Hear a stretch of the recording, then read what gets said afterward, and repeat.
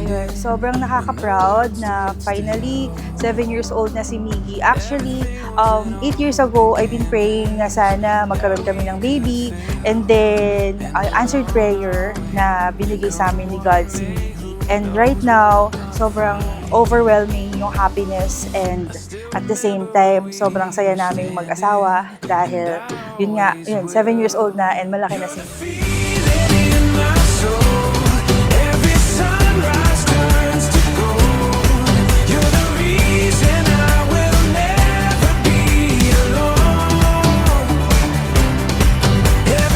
Ano naman si Miggy, mabait siya. Kapag ka napagalitan niyan, maya-maya wala na yun. Hindi siya nagtatanim ng sama ng loob, ganun.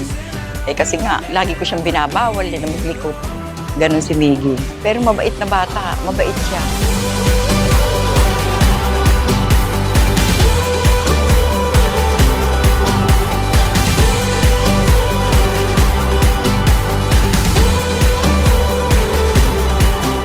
Well, sa totoo lang, matagal namin hiniling si Miguel. Napakatagal namin hinintay niyan. So, andun yung lahat ng paghihintay sa kanya, kahit nawala na yun ng lolo niya. Nagpusigido pa rin kami ng mami niya, nabubuo siya. So, yung mom niya, iniwan yung work dito, nagpunta ng Dubai. So, we stayed together because yung palagi, pag uuwi ako, 1 month lang, so wala kaming time pareho. So, ayun, yun lang pala yung kailangan para mabuo si Miggy. Kaming mag-ina, sobrang dami namin pinagdaanan kasi since yun nga, high-risk pregnancy kasi si Miggy, and then nung pinanganak ko siya, halos lahat yata ng sakit talagang na-experience ng anak ko. Sobrang strong and brave niya, and of course, dahil din kay God, sa patnubay niya and guidance niya, yun, napalaki namin ng maayos si Miguel.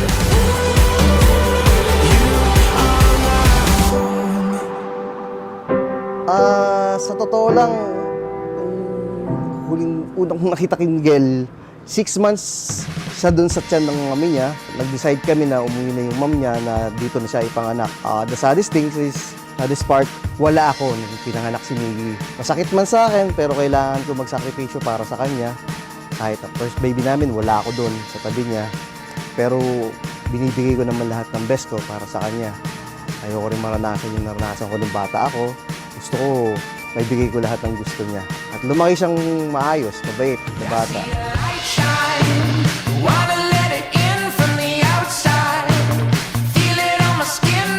Nakuha namin yung name ni Miguel. Miguel is second to my name because yung pangalan ko is Michael. Doon yung nakuha, sinunod ko sa pangalan ko. Tapos yung John Dre, yung mami niya. John Dre naman is for Jacqueline, dahil pangalan ko, and then N for Nestor, yung lolo niya, and then Ray is yung father ko naman, Ray David. So yung Miggy naman, yun yung binansag na lang namin sa kanya. Sinort namin yung Miguel. Si Miggy, ang masasabi ko sa kanya, sobrang lambing at saka sobrang talino, napaka-brave and strong, and at the same time, yun nga, sobrang magalang siya sa lahat, lalo na sa mga elders, sa lolo't lola niya, and then sa mami at daddy.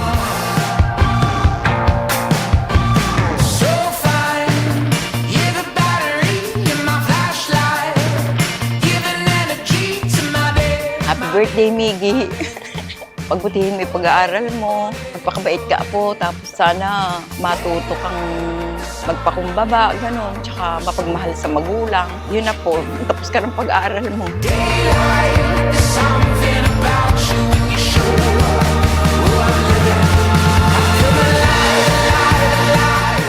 I pray that you'll be blessed with a lot of beautiful things as you are growing up. Sa iyong paglaki, naway ikaw ay maging matagumpay, maging malusog, at maging maligaya. Okay, happy birthday!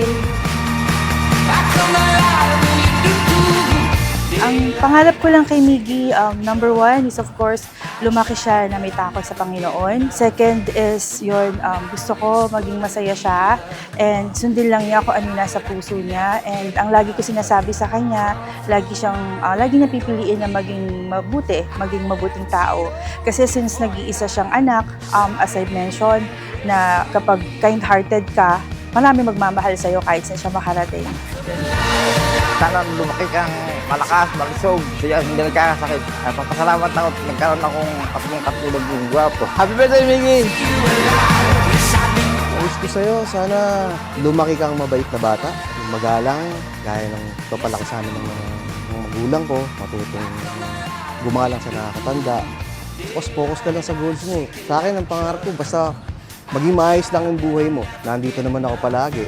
Kahit hindi tayo madalas magkasama, that is always in your back. Alam mo yan. Tandaan mo, anak, wish ko palagi na magkasama tayo. Yung bonding natin. O yan o, someday, nagpaplano na ako na magsama na tayo. Konting tiis na lang. Magsasama na rin tayo. Andun ako palagi sa likod mo. Yung full time, yung lahat, babawiin ko yun. Promise ko sa'yo yan. Love you, anak.